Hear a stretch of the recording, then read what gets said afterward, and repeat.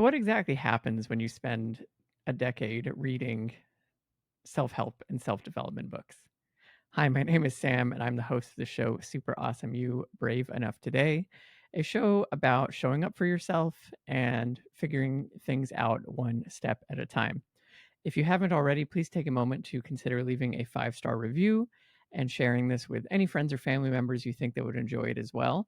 I am always happy to hear from people who've stumbled upon the show, but it's even more meaningful when someone is recommended the show and ends up really enjoying it. So, as I said, if you haven't taken a moment to do so already, please consider doing that. It means a lot and it just helps grow the show's reach and ultimately, ideally, helps make the world a little bit more awesome. So, as I mentioned at the top of the show, I have spent at least 10 years now reading in the self help and self development space. When I walk into that section in Barnes and Noble, I can literally point out it's actually easier for me to point out books I haven't read than it is for me to point out books that I have read. And I'm always, on the search for the next big book and I love to read them. After a while though, I admit, they start to kind of bleed together and there is a repeated message that shows up over and over again. Some books cover just one of these messages, some books cover all three or four or five. But in my mind, there's kind of three big pillars that I could distill every single self help book down to. And so I want to discuss those three today. And I'm actually considering doing kind of a deep dive in each of these three over the next several weeks and spending more time with each of them. So today I'm just going to kind of cover them broadly. But I would love your feedback and your thoughts on these three, and if I have missed the mark on anything, or if you disagree, if you are also a fellow reader of this category. So the first one is being present. When people say to be present, I have a lot of feelings about that. I think that it gets confused with not being distracted or putting your phone away. I think obviously phones come to mind as something that can potentially take you out of being present because they kind of suck you into a virtual world and your head's down while you're looking at them, or you're not listening to the people around you, potentially you're not even paying attention to where you are. So I think a lot of material about being present is focused around the phone. I think it's kind of incorrect because yes, the phone can take you out of a moment, but you might be really enjoying that time on your phone. You might actually be very deeply present with whatever it is that you're interacting with on your phone. I think about the times that I look at photos of my dog. Like whenever I'm on a trip and I miss my dog, I will pull my phone out, and thankfully my photo album is nothing but pictures of my dog. My wife likes to tease me that if someone ever found my phone, they would have no idea that I was married. They would just know that I had a dog because there's basically no photos of her. There's only pictures of him. And when I'm on these trips and I'm missing my dog and I can look at these photos and videos of him, I'm very present in that moment. And so I wouldn't say that I'm not being present just because I have my phone out. But obviously, in other scenarios where I might be at a dinner or I might be on the subway, there's this natural inclination to just want to pull your phone out in those moments and just take yourself out of where you are, right? Like you're removing yourself from your physical situation and you're kind of distracting your mind with something else other than just being bored in the backseat of a taxi. But what I think being present really means is that it is just kind of taking stock of where you are in life, where you are in the day. I think being present can be shrunk down to the exact second where you are, but I think it can also expand out to where you are in your life. And I think that's something that gets missed about it whenever people talk about being present.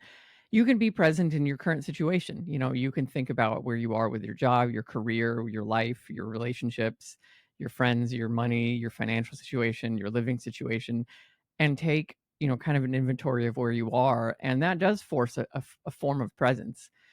I talk a lot about gratitude on the show, and I think gratitude definitely is another thing that forces you to be present. You have to do a literal inventory of things in your life, both tangible and intangible, that you have access to that you feel grateful for. I am grateful for clean running water. I'm grateful for my safe apartment. I'm grateful for my dog. I'm grateful for my wife. I am grateful for this opportunity to speak to you today on this podcast and be able to share my voice across the whole world instantly. I mean, these are really cool things. And doing that exercise forces me to think about all the things that I have access to in this moment and in my life.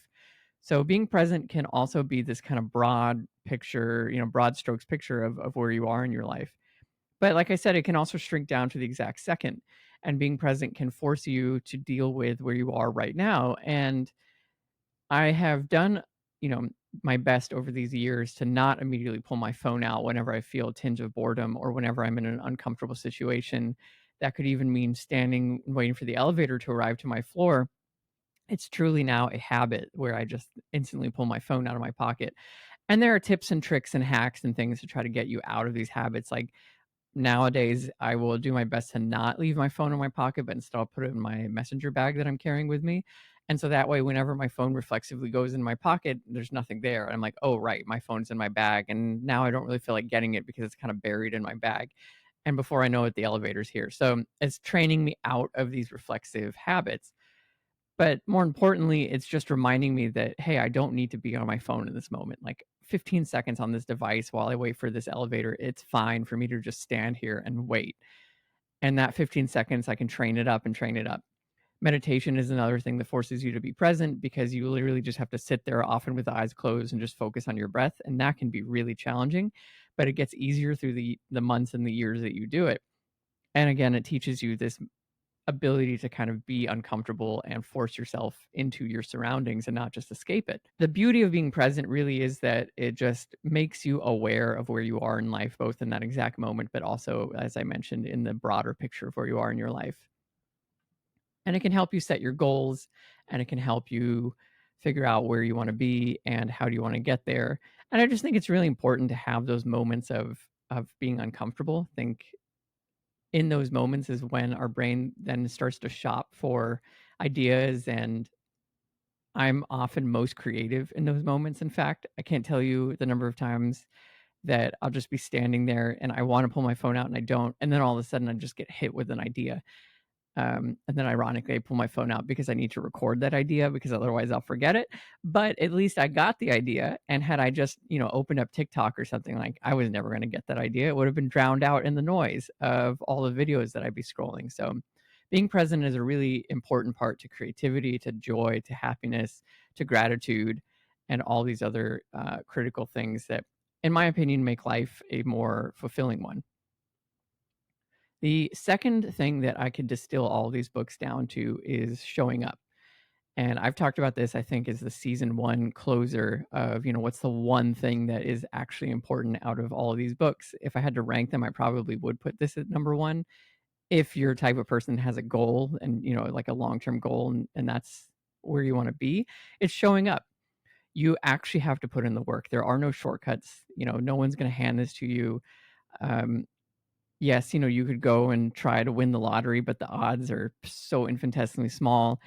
And even lottery winners, many of them find themselves back in bankruptcy because they're just not ready for that amount of wealth, and they haven't trained themselves of what to do with it once they get it.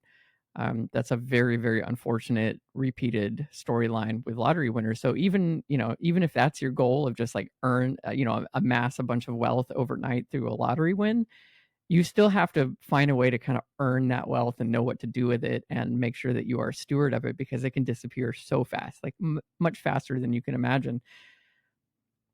So showing up is important. You have to put in the work. You can't, one of the things about marathon running that has really stuck with me over these last several months is that you can't fake a marathon. You realize you have to put in the time to get it, to make it happen. You've got to show up week after week, day after day. You have to run the miles, log the time on feet. You've got to change your sleeping habits usually because you need to wake up early in order to run these long, long routes. Or maybe you're a night runner and you've got to start to go to bed later as a result. Whatever the case is, like it impacts every part of your life, and you realize there's no shortcuts and you can't fake this stuff. So by the time you get to the actual marathon, it feels like a celebration of all the hard work that you've done. So you have to show up. That's how anything gets done. You just keep showing up and keep doing the work. The third and final thing that comes up in these books over and over again is letting go. And the thing about letting go, it's very similar kind of presence in that it forces you to just take stock of where you are today. And I've always struggled with this sense of letting go because if you have a goal and you want to be somewhere different in your life, it feels like an ironic thing that then you need to like set this goal, but then let go of how it happens. You kind of hear that a lot. Like, set the goal, but don't worry about the how. Just worry that that's where you want to be, and like the rest will get figured out. And training yourself to not force things and not be angry that it's not happening right now is really difficult, right? I think as people, we're generally very impatient as a species, and we've just gotten more and more impatient as things have become more and more instant. I love seeing all these throwback memes, as an elder millennial person, whenever we were first signing online, and we had these like 14.4 kilobaud modems. Do you remember like the 14.4 and the 28.8 and the 56.6 and all that good stuff?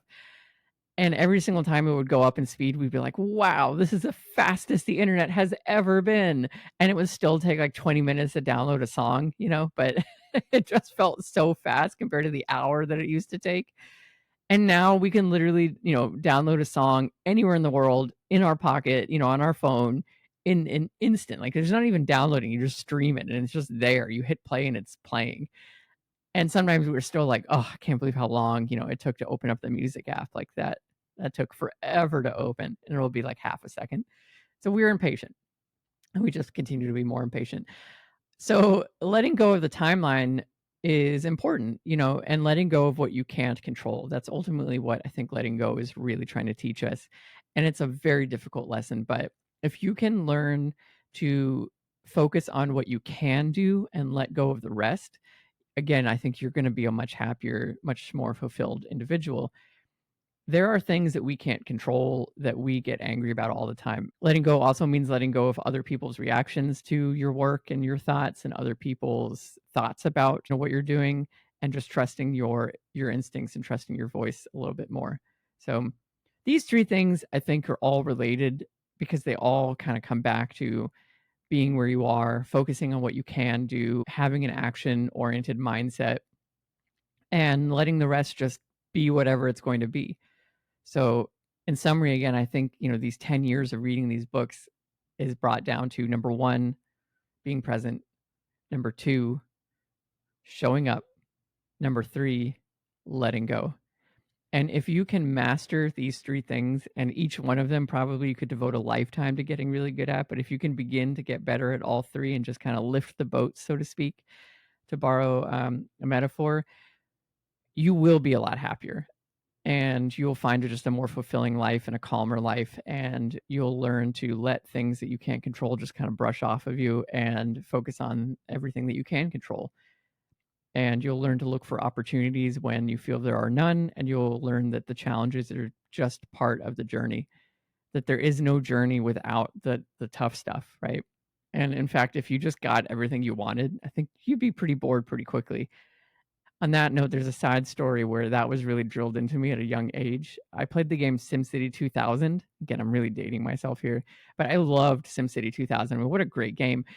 And there were cheat codes in it. And, at some point I finally discovered what the cheat code was for unlimited money. And in the beginning, that was really fun because I started a new city, I maxed out my bank account, and then I just built this like insane city, but there was no challenge anymore, like it didn't matter. Like the whole purpose of the game was balancing the budget with the needs of the city. And now that the budget was unlimited, I got bored really quickly in that game, and I never played it again. I just kind of closed out of it and decided like that wasn't nearly as cool as I thought it was because you've removed all the complexity, right? Like we actually like solving problems. We say that we don't, we want a problem-free life, quote unquote. But in reality, I think a problem-free life really would get boring very quickly. We like to solve things and be challenged. We probably don't want to be extra challenged, like it's not fun to do things that feel impossible, but it is fun to do things that feel like you got to put some effort into making them happen. Again, reach out. I'm on Instagram, on Threads. I'm starting to post on TikTok too at superawesomeU_podcast on TikTok, but everywhere else is just super awesome you. And let me know what your experience is reading these books, and if you agree or disagree with these three takeaways, and what things do you do already in any one of these categories that you feel like you do really well, or what do you want to work on? And let's just have a conversation about that. I hope you have a wonderful rest of your week. And as always, this is a reminder that all you need to do is just keep showing up, keep taking that one step at a time, and be brave enough today.